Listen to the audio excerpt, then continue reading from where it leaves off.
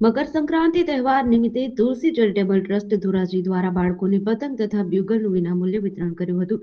તેમજ ₹51,000નો ચેક શ્રી પાંજરાપોળ અને ગૌશાળાને, તેમજ ₹51,000નો ચેક શ્રી કૃષ્ણ ગૌશાળાને, ₹51,000નો ચેક ગોકુળધામ ગૌશાળાને આર્થિક સહયોગ રૂપે આપવામાં આવ્યો હતો. આ દ્વિવિધ કાર્યક્રમમાં ધોરાજીના આઈપીએસ સિમરન ભારદ્વાજ, કાર્તિકભાઈ પારેખ સરકારી વકીલ, મનુભાઈ જાગાણી શ્રી કૃષ્ણ ગૌશાળા, ભૂપતભાઈ હિરપરા ગોકુળધામ ગૌશાળા તેમજ નાન કક્ષાની જગ્યાના મહંત ભીખુબાપુ તેમજ પરબની જગ્યાના મહંત શ્રી વરદસ્તે પતંગ, બ્યુગલ તેમજ ચેક આપવામાં આવેલ. આ શુભ પ્રસંગે તુલસી ચેરિટેબલ ટ્રસ્ટના પ્રમુખ રાજુભાઈ બાલદા દ્વારા પધારેલ મહેમાનોનું તેમજ ભાઈઓ બહેનો તથા બાળકોનું સ્વાગત અને અભિવાદન કર્યું હતું. બાળકોને ચાઇનાની દોરી ન વાપરવા તેમજ કપાયેલ પતંગો લૂંટવા દોડાદોડ ન કરવા, વહેલી સવારે અને ઢળતી સાંજે પતંગ ના ઉડાડવી, જેથી કરીને પક્ષીઓ નીકળતા હોય તેથી ઈજા થાય તેનું ધ્યાન રાખવા માટે જણાવ્યું હતું.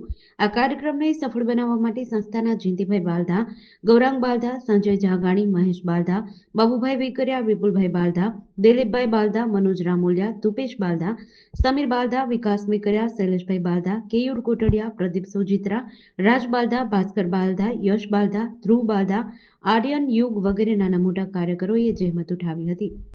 રાજુ બાલદા, પ્રમુખ શ્રી તુલસી ચેરિટેબલ ટ્રસ્ટ ધોરાજી.